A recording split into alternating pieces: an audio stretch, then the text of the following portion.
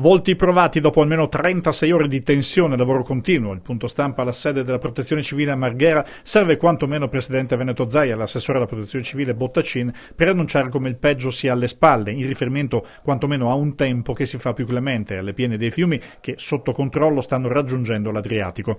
Ma le ferite sono pesanti, una decina di rotture di argini, la chiusura di più tratti ferroviari, specie nell'Alto Vicentino, la superstrada pedemontana con una momentanea chiusura della galleria fra Altivole e Riese Pio X, a fianco di colline trevigiane sommerse dalle abbondanti precipitazioni.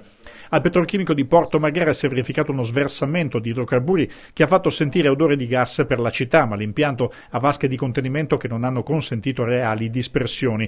I campionamenti si conosceranno sabato, ma non c'è stata contezza di malori a persone. Problemi poi nel Padovano a un paio di ospedali. Abbiamo avuto allagamenti negli scantinati sia a Campo San Piero, dove abbiamo avuto problema all'impianto di sterilizzazione dei ferri, e a Cittadella sempre negli scantinati, ma ormai abbiamo ripristinato lo status quo e quindi anche quei locali sono ripristinati. Ho fatto l'esempio degli argini di Campo San Piero, praticamente da una parte campi, dall'altra della città, ed è andato da quella parte. Ma guarda, stanotte alle 4:10, quando mi hanno avvisato della rottura a Campo San Piero, mi hanno mandato le coordinate geografiche. Ho guardato su Google Maps e vedevo da un lato la città Campo San Piero, dall'altro campi.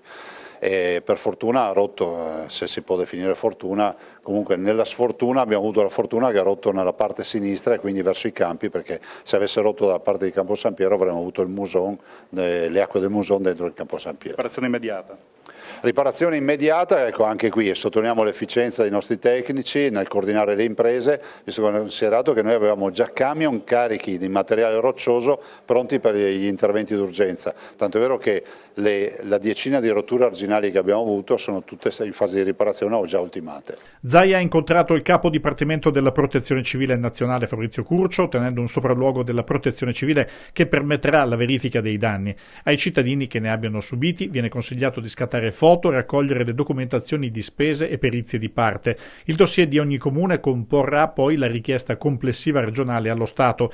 L'attenzione resterà alta anche per l'evoluzione nei prossimi giorni. Ci aspettiamo qualche piccola precipitazione nelle prossime ore, ma non degne di nota e molto localizzate, che quindi non creeranno danni in generale. E martedì ci sarà un altro evento, sicuramente meno impattante rispetto a quelli che abbiamo avuto nelle ore trascorse, quindi diciamo che il peggio è passato.